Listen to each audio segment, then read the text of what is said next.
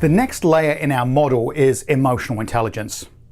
Emotional intelligence refers to a set of emotional and social skills that collectively establish how well we perceive ourselves, how we express ourselves, how we build and maintain relationships with others, how we understand our environment and make decisions, and how we deal with stressful or difficult situations.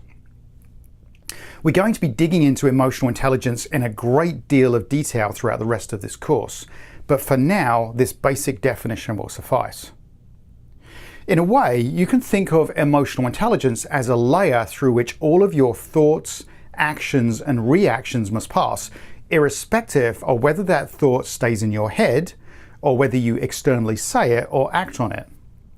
And interestingly, as you'll discover in this course, the decision to keep it in your head, say it out loud, or act on it is also a function of your emotional intelligence.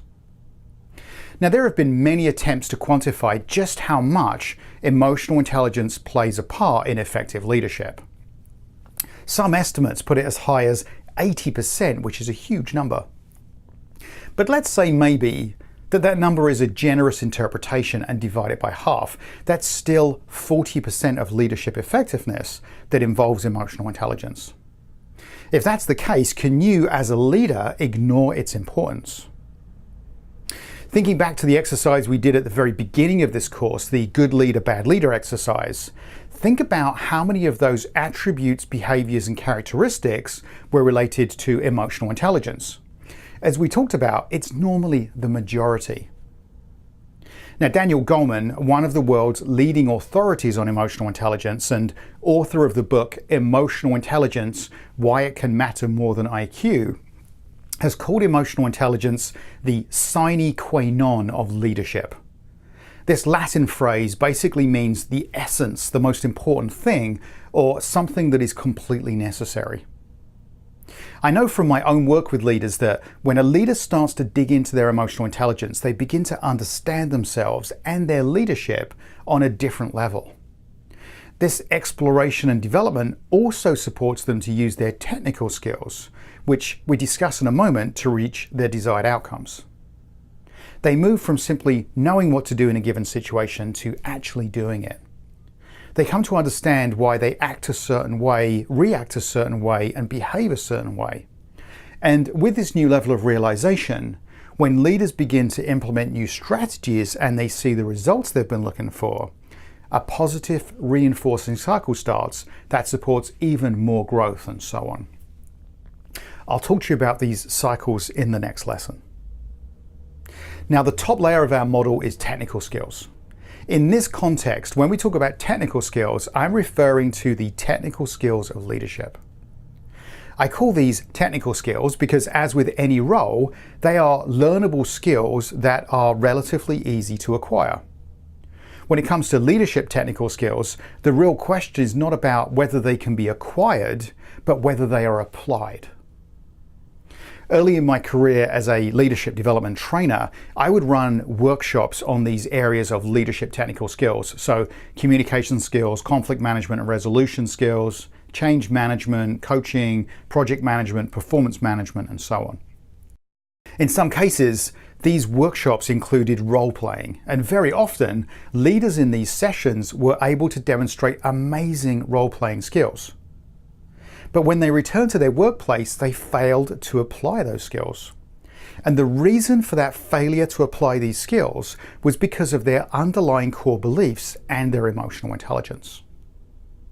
Now, I don't want you to think that I'm devaluing these technical skills. I'm not. They're an incredibly important part of effective leadership, and they have to be developed. However, without a good understanding of those core beliefs and values and the development of the underlying emotional intelligence, they won't get used, or they may not be used effectively.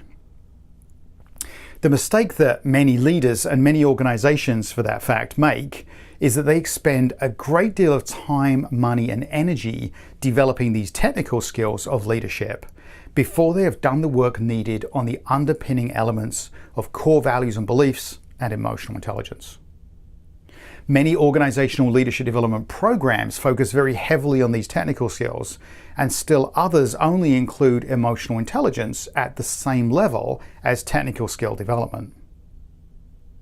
My work with leaders and organizations has shown me that if you truly want to develop leadership effectiveness, you must do the work on the underlying core beliefs and values and the emotional intelligence before you provide leaders with these technical skills. Even the most basic of technical skills can actually be put to very effective use when the emotional intelligence of the leader has been developed to the point where it can adequately support. One of the simplest examples I can give is the communication skill of active listening. Active listening requires empathy, impulse control, and a value of interpersonal relationships, all of which are aspects of emotional intelligence. Without these three skills, active listening is hard, or in many cases impossible. But when you can truly experience another person's situational point of view, you can control your need to interrupt, and you value the connection you have with them, you can truly listen to them. Empathy, impulse control, and interpersonal relationships are all elements of emotional intelligence. So it makes sense that development of these skills, these emotional intelligence skills, will support the technical skill of active listening. In the next lesson, I'm going to talk to you about positive and negative reinforcing cycles that we can get into as leaders. Until then.